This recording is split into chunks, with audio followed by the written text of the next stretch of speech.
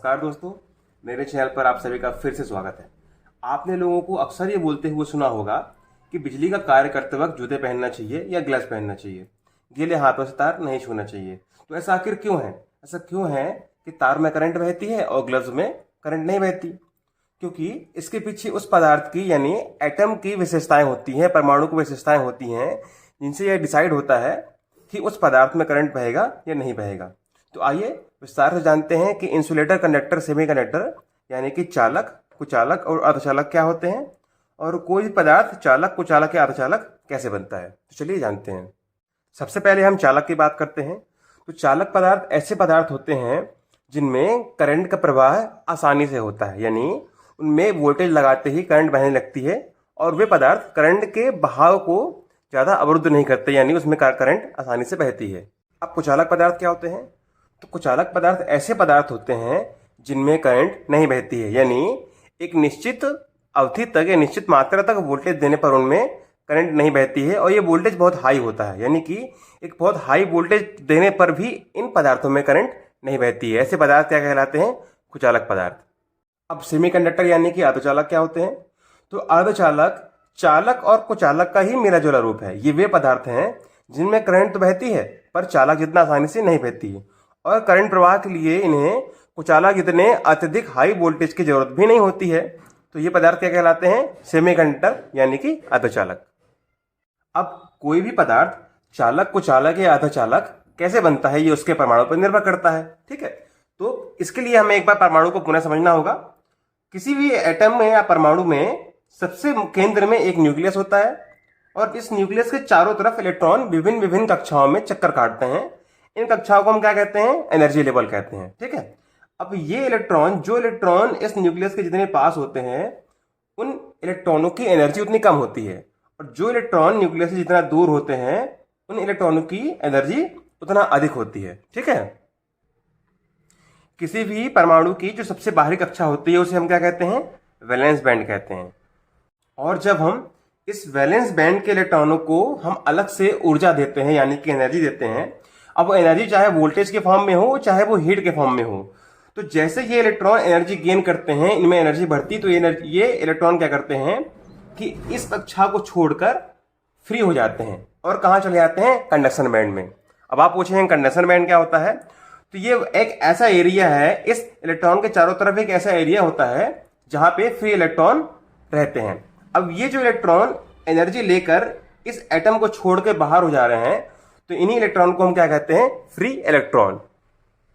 ये वही free electron है जिन्हें हम कहते हैं कि करंट के बहाव को, या करंट क्या होता है? इन्हीं इलेक्ट्रॉन के मूवमेंट को हम क्या कहते हैं? करंट। हम जानते हैं करंट क्या होता है। करंट क्या होता है? इलेक्ट्रॉन के बहाव को करंट कहते हैं। तो ये वही इलेक्ट्रॉन है जो करंट को बहने में सहयोग करते हैं, यानी इन्हीं इलेक्ट्रॉन के बहाव को हम करंट कहते हैं। दोस्तों, अब इस वैलेंस बैंड और इस कंडक्शन बैंड के बीच में जो गैप होता है, यानी कि जो दूरी होती है जिन्हें ये इलेक्ट्रॉन तय करते हैं कंडक्शन बैंड में जाने के लिए, हम उसे क्या कहते हैं? Forbidden energy gap. ये वह गैप है जिसे इन इलेक्ट्रॉनों को पूरा करना पड़ता है कंडक्शन बैंड में जाने के लिए। अब ये एनर्जी गैप जितना बड़ा होगा, इन इलेक्ट्रॉनों को उतनी ही अधिक एनर्जी चाहिए होगी कि ये इस कंडक्शन बैंड में जा सकें। यानी कि ये गैप ही डिसाइड करता है कि कौन सा मटेरियल कंडक्टर होगा, कौन सा मटेरियल इंसुलेटर होगा। अब ये गैप जितना छोटा होगा, इलेक्ट्रॉनों को कंडक्शन बैंड में जाने के लिए उतनी कम एनर्जी चाहिए होगी, और जितनी कम एनर्जी चाहिए उतनी आसानी से हम इन इलेक्ट्रॉनों को फ्री इलेक्ट्रॉन बना सकते हैं, क्योंकि ये फ्री इलेक्ट्रॉन ही तो करंट में बहते हैं।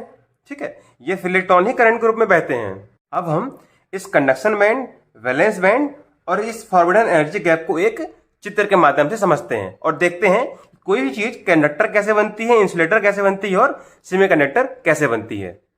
दोस्तों, यहाँ पे हमने एक फिगर ड्रॉ किया है जिसमें ये वैलेंस बैंड है, ये कंडक्शन बैंड है और ये एनर्जी गैप है। दोस्तों, ये एनर्जी गैप जितना अधिक बड़ा होगा, इन इलेक्ट्रॉनों को, जो इलेक्ट्रॉन वैलेंस बैंड में होते हैं, इन्हें कंडक्शन बैंड में जाने के लिए उतनी ही अधिक एनर्जी देना पड़ेगा। अब देखो दोस्तों, अब हम इंसुलेटर की बात करते हैं। तो जब इंसुलेटर होता है, कोई पदार्थ इंसुलेटर कब बनता है? जब इस वैलेंस बैंड और इस कंडक्शन बैंड के बीच का एनर्जी गैप बहुत बड़ा हो, यानी कितना हो? 12 इलेक्ट्रॉन वोल्ट या इससे अधिक बड़ा हो, तो हम क्या कहते हैं? कि ये जो मटेरियल होगा, जिस मटेरियल का ये बैंड है, वो इंसुलेटर होगा।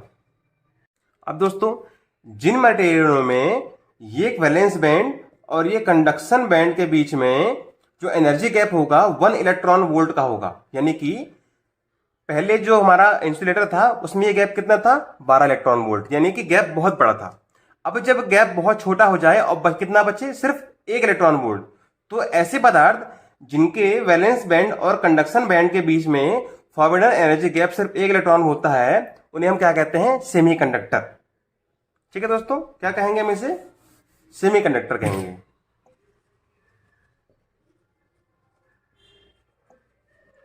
और अब हम आगे बढ़ते हैं कंडक्टर की ओर। दोस्तों, जब हम चालक की बात करते हैं तो चालक यानी कंडक्टर के केस में क्या होता है, ये वैलेंस बैंड और ये कंडक्शन बैंड एक दूसरे के ऊपर ओवरलैप होते हैं, यानी इनके बीच में कोई गैप नहीं होता, यानी इनके बीच में कोई भी फॉरवर्ड एनर्जी गैप नहीं होता है।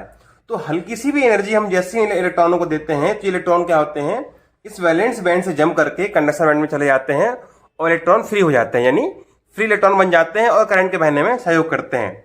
दोस्तों, इसलिए कंडक्टर की कंडक्टिविटी सबसे अधिक होती है। दोस्तों, हम चालक, कुचालक और अर्धचालक पदार्थों की विशेषताओं को फिर से देखते हैं। तो जो चालक पदार्थ होते हैं उनमें वैलेंस बैंड और कंडक्शन बैंड के बीच में कोई भी एनर्जी गैप नहीं होता।